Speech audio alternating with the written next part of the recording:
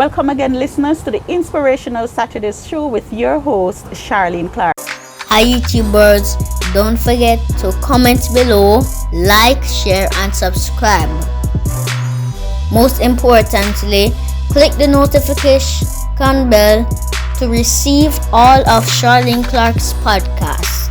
JN Money Card sent from abroad. JN Money Card. But when my land up a JN, me get the money card with them. Just show them your ID and give them your TRN. Go and use at the ATM or swipe instead then.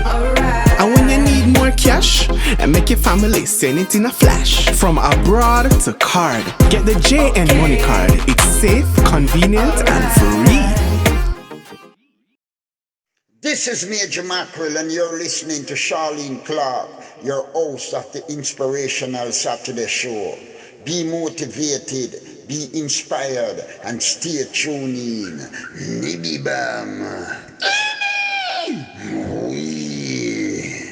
Welcome, listeners, to another week's episode of the Inspirational Saturdays. I hope I've been able to inspire you, to motivate you, and to educate you thus far. And as I speak about education, we are back at COVID-19. Now, as we struggle to recover from this pandemic, waiting to breathe again, to live again, to bond again, we are faced with the harsh reality of another wave that probably will force the country into another lockdown. Another wave that is deemed to be worse than the first. This is hard. Yes, I know this is hard. And of course, we sometimes get discouraged and lose our hope. But remember, faith moves mountains, and so let us be strong and stand together in unity to fight this battle. Giving up is not the answer, and of course your mental as well as your physical health must be intact for your survival. But as I sit and I observe, I realize that the problem is not just the pandemic. The bigger problem is our inability to really unite and stand together. Yes, we know that because of this pandemic, our lives have been turned upside down. We cannot do the same things the same way anymore. And so sometimes we become frustrated, like I said before. However, the frustration will linger if we do not further put ourselves at some disadvantage in order to realize the advantages in the future. Because what is happening is because of our lack of support. And when I speak of support, I'm talking about the support for the mental care providers, the physical care providers, those who advise us as to how best to treat or to behave in this season of the pandemic. If we are not supportive of them, of the effort, then our frustration will linger. Because yes, we have our own beliefs. Yes, we have rights. But then at the end of the day, what we need to do, listeners, is to stop for a moment and look at what is happening. Or probably is it that we want to wait another 2, 3, 4 years to, like I said before, to breathe again, to live again? Because at the rate of our performance, it seems as though we want to wait another 2, 3, 4 years in order to enjoy our lives the way it were. And as I speak of our lives the way it were, please note, we will not return to normalcy in the way normal was before. Things will change. Things are changing, but that's not what I want to talk to you about today. I want to talk to you about the seriousness of our actions, the seriousness of our inability to unite, the seriousness of our inability to respond to the various advisories as it relates to how we need to move about to carry on with our business during this pandemic season. That is what I want to talk to you about, because if we don't see, if we continue like this, 6 years from now, we're sitting in our homes, we're working from our homes, and we're going to be worst frustrated. Suicide will go on a rise, all right, and a plethora of things will happen if we don't realize that our actions is the reason for the reason for this lengthy delay in having control over this pandemic. If some of us are doing what is right as prescribed by those who have knowledge as it relates to how we can control the pandemic, if some of us are doing right and others are not, then it doesn't make much sense, because the nature of COVID-19 requires us, or should I say the spread of COVID-19 requires us to be socially engaged without distance. And that's just it.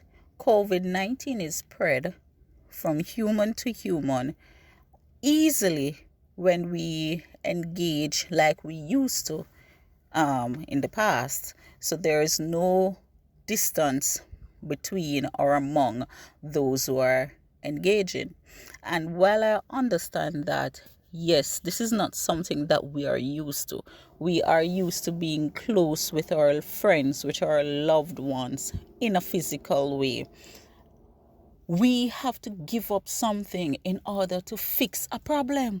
We cannot expect that we can continue to enjoy the whole social engagement without having the spread of COVID-19. If COVID-19 is spread because of how we socially engage, it just does not make sense.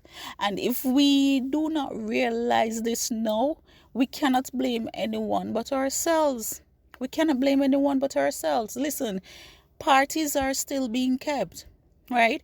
We are still having birthday parties. And at the end of the birthday party, you will hear 10 persons tested positive for COVID-19. Now, if we did just decide that, listen, this year, I will hold or pause my birthday party and let us do something virtually, then it would mean that 10 persons would not have been tested positive. Now, 10 persons tested positive, and all their families and those persons who they socially engaged after the parties are now being tested, and it is crazy. This thing is spread like wildfire because of our inability to unite and follow instructions. We have to be serious. And then when it's spread, when things get worse, when further restrictions are implemented, we point our fingers at everybody else except ourselves. It's a joke. It's a joke. And I come to you this morning this way because I realize that it is getting worse instead of getting better.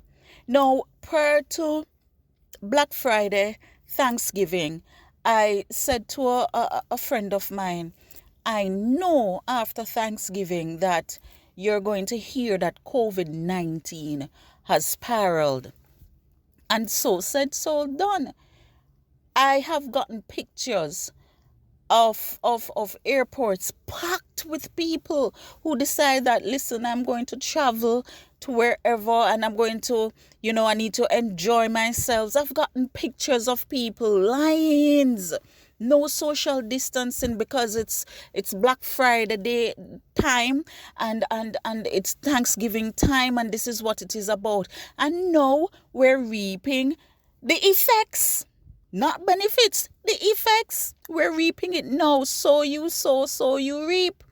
And now we are reaping it now, and other parts of America are now going into lockdown. You have California.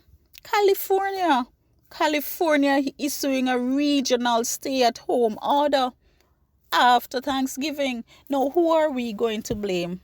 Who are we going to blame, or who should we blame? We ought to blame ourselves. How do we expect to control and return to some level of normalcy when our actions are not allowing the control to happen?